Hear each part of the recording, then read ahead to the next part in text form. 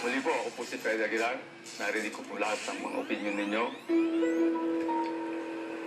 At napapayag po ako na itutuloy ko po ang pagkipaglaban sa pag-iibigan namin ni Babe. Pero susunod po ako sa iniutos ng batas na bawal kaming pumunta sa mga lugar na hindi namin kasama ang kanyang mga magulang at ang kanyang mga guardian.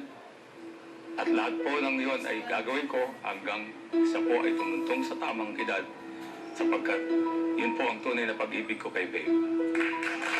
Maraming salamat po, Kay Freddy. Yan ang tunay na pag-ibig. Tama. Woo!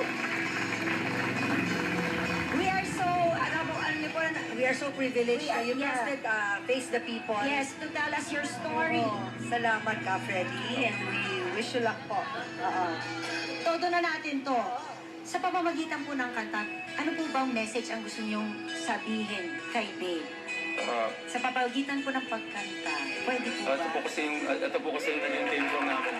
Sige po, gusto po namin marinig. Alam po, medyo wala po akong boses dahil medyo minalat na ako ng kakatap. Nabalat na po kayo sa kakagawa ng salita. Wala pa kayong boses. So, pagdamutan na po ninyo. Ano man ang mangyari, di kita iiwan. Ipaglalaban ko ang pag-ibig mo. Ipaglalaban ko hanggang sa dulo ng mundo ang ating pag-ibig, babe ko.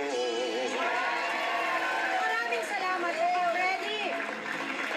Thank you very much. At maraming salamat din po sa inyo, taong bayan dito sa studio at sa inyo mga nasa tahanan ngayon. Thank you din po sa Jesus Christ is the Way of Life Ministry. Sa mga grupo at organizations na gustong maging live audience naman